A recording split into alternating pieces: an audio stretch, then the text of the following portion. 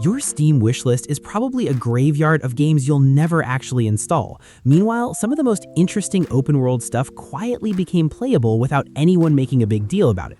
I went through new releases, early access builds, and a few things that should not exist. What I found are 20 games you can play right now. Not next year, not some roadmap, right now. Some are polished, some are janky, a few were so weird that I genuinely don't know how they got made. Crimson Desert. Somehow, after years of looking like a tech demo, Crimson Desert is finally an actual thing you can download. The moment I realized the scale wasn't faked was when I left a small village, walked for 20 minutes, and found a completely different climate with its own enemies and weather. The combat doesn't care about fairness. You'll get tossed by a horse, recover, then kick a shield so hard the guy behind it flies into a tree. There's also a weird amount of physics nonsense. Guards will chase the wrong person if you cause enough chaos, and the boss fights feel like someone watched too many anime intros and decided that was the tutorial. It's rough around the edges, but the freedom to climb anything and start a fight anywhere is exactly what I wanted. Death Stranding 2 on the beach. For reasons I still don't understand, Death Stranding 2 made delivering boxes feel like a horror movie and a road trip at the same time. You're back as Sam, but the terrain has new ways to ruin your day. Mudslides, floods, and gravity all want your cargo. Here's the weird part. There's a talking puppet that follows you around, and somehow that puppet becomes the emotional anchor of the entire journey. I wasn't expecting to care about a doll with a sarcastic streak. The online systems still connect you to other players, but now the world changes based on what everyone builds together. It's slow, weird, and occasionally frustrating. Then you crest a mountain with a full load and realize no other game gives you that exact feeling. Palworld. Palworld is the reason my sleep schedule fell apart. You start with nothing on an island full of creatures, and within a few hours you've got them mining ore, crafting weapons, and occasionally setting your own base on fire because their pathing broke. The weirdest part is that you can capture humans. I still have no idea why that's allowed, but once you realize you can sell them or make them work, the entire survival genre starts to feel a little more unhinged. The open world doesn't hold your hand. You'll wander into a high-level zone, get chased by a mammoth, and somehow escape by climbing a rock. The performance used to be rough, but the current build is much more stable. It has no right being this addictive. Forza Horizon 6. The funniest part about Forza Horizon 6 is that I don't even like racing games. I opened it to test the map, played for 6 hours, and forgot to eat. The open world doesn't just give you roads, it gives you fields, mountains, beaches, and rooftops. You can tear through someone's festival setup, smash through barriers, and the game rewards you for driving like a menace. The car list is huge, but the real hook is how the map changes. Different regions have different surfaces, weather, and shortcuts. You'll learn a dirt trail that cuts 20 seconds off a race, then lose it because a storm turned it into mud. It's polished to a ridiculous degree. The only downside is that the menu music will live in your head rent-free for weeks. Assassin's Creed Black Flag Resynced. Nobody warned me that a remaster of a 2013 game would still be the best pirate fantasy on PC. You're Edward Kenway, a pirate who accidentally gets tangled up in assassin business. The actual assassin stuff is fine. The reason you'll stay is the open sea. You can spot a ship on the horizon, chase it through a storm, cripple it with chain shot, and board it with your crew. Then your crew starts singing, and suddenly you're not fast traveling anywhere because the vibe is too good. The resynced version cleans up the visuals and makes the sea feel alive. There's still some old school jank in the stealth missions, but once you're on the water, it's impossible to care. I spent 3 hours just hunting a single man of war because I wanted its cargo. Nioh 3. Most games would never punish you this much for panicking. Nioh 3 absolutely will. The combat is fast, technical, and completely disrespectful to your free time. You have 3 stances, each with its own moveset, and switching mid-combo becomes a rhythm game. The new yokai transformation isn't just a power-up, it changes how enemies react to you. Some will flee, some get more aggressive, a few will call in reinforcements because apparently your demon form is offensive. The loot system still throws a ridiculous amount of weapons at you, but once you find a build that clicks, you feel like a monster. The difficulty is real, and the early game does not care about your feelings. That's exactly why it works. You'll die 20 times to a spear skeleton and still hit respawn. Code Vein 2. The first code vein felt like anime Dark Souls with a goth makeover. The second doubles down on that energy. Character creation alone will eat an hour because every preset looks like a final boss. The weird part is the blood code system. You don't pick one class, you collect different blood codes and swap abilities like you're building a playlist of violence. 1 minute you're a fast duelist, the next you're a tank with a giant hammer. Companions still carry you harder than they should, but the game knows that and throws duo bosses at you just to keep things fair. The level design can be claustrophobic, and the story is exactly as melodramatic as you'd expect. Honestly, that's part of the charm. You'll come for the combat and stay to see what ridiculous outfit the next boss is wearing. DragonSword Awakening. I genuinely wasn't expecting a game called DragonSword to feel this confident. It's a wuxia open world where martial arts are not just for combat. You use movement techniques to run up walls, cross water, and climb mountains that would take other games 10 minutes. The first time I kicked a bandit off a cliff and watched him fall for 5 full seconds, I knew this was different. The sword system is strange in the best way. You can learn different sword styles from masters, and each one changes how you move through the world. Some are fast, some are heavy. One style literally turns your sword into a surfboard. The controls are a little loose, and the English translation gets weird sometimes, but the feeling of becoming a wandering martial artist is so strong that I stopped caring. Soulmask. Soulmask is what happens when a survival game stops pretending you're alone. You're not just gathering wood and building a hut, you're managing a tribe, and the masks you find let you borrow the bodies of your followers. 1 second you're controlling your main character, the next you're seeing through the eyes of a hunter you assigned to scout ahead.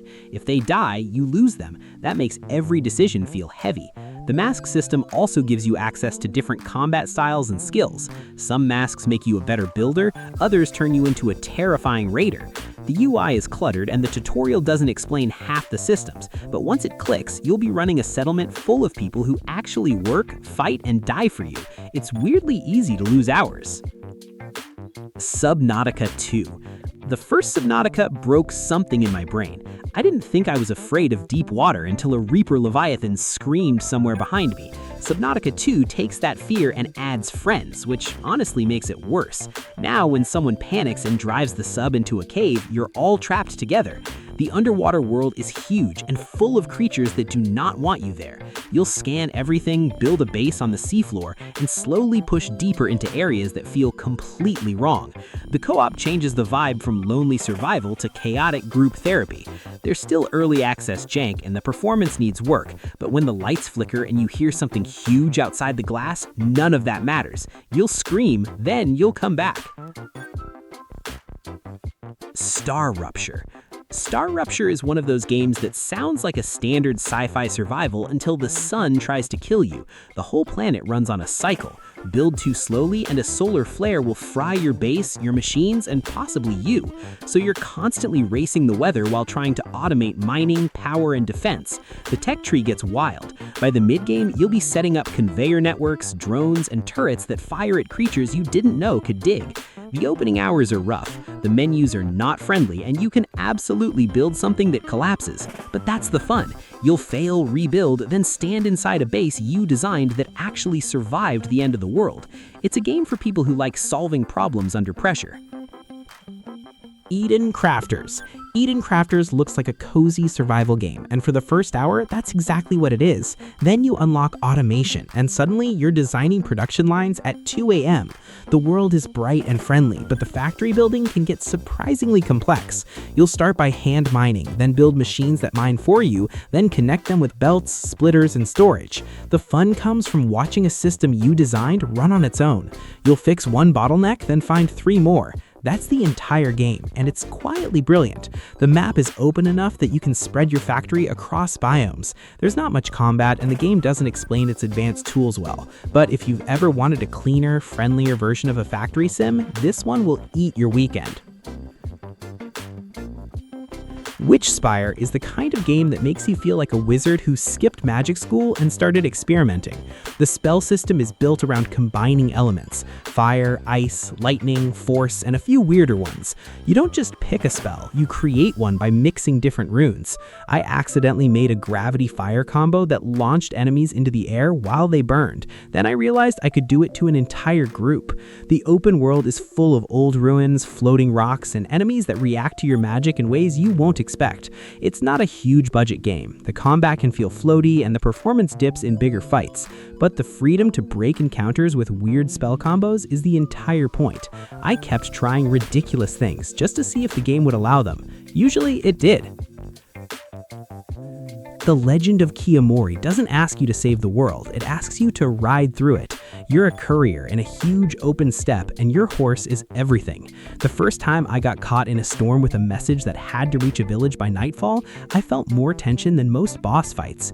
You have to read the weather, learn the terrain, and keep your horse healthy. Different horses handle differently. Some are fast, some can carry more, some will throw you if you push them too hard. The map feels alive without needing combat around every corner. It's quiet, slow, and completely different from the usual open-world power fantasy. The riding takes some getting used to, and the mission structure can feel repetitive, but when you're riding at full speed with the wind in your ears, it's hard to stop.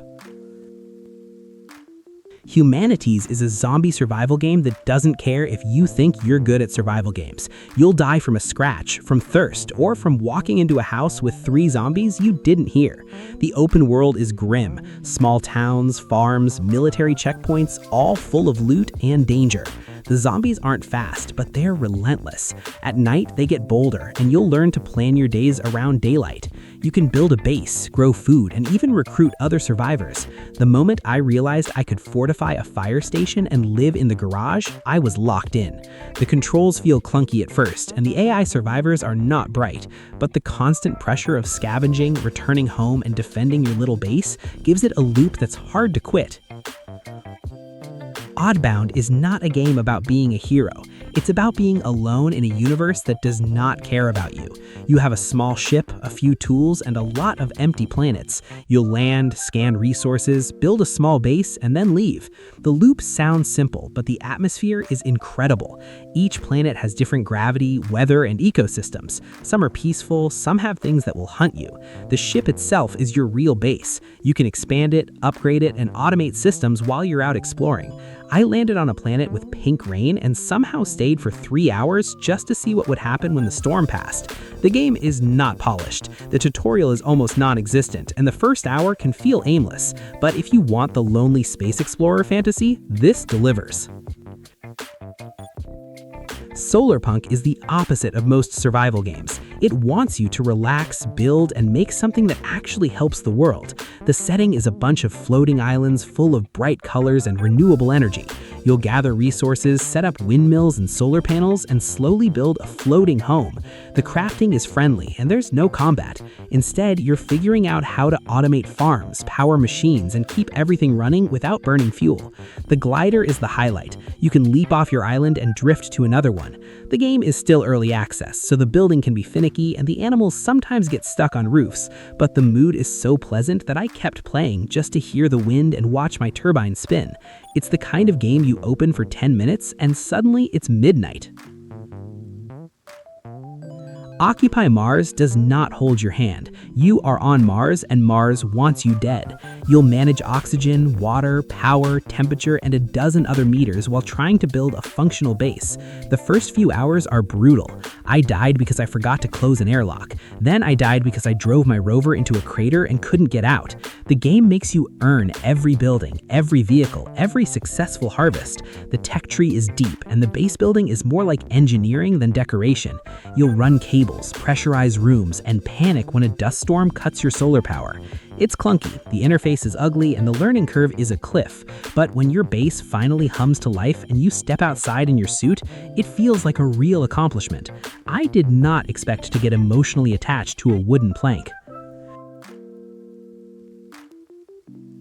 Project Castaway makes you feel like a very determined raccoon with a knife. You're stranded on an island, and the game is all about improvising. You'll build a shelter, then realize the tide comes in higher than you thought. You'll craft a raft, then lose half of it to a wave. The ocean is not just a backdrop. It's full of reefs, storms, and fish that will absolutely steal your bait. The crafting is hands-on. You drag logs, tie ropes, and place pieces. It's not polished. The physics can be janky, and sometimes your character forgets how to climb a rock. But surviving your first week feels like a genuine struggle. I ended up building a campfire on a cliff just to watch the sun go down. That moment alone made me wishlist it. Which one are you installing first? Tell me in the comments. And if you want more open world finds, subscribe to the Game Scout.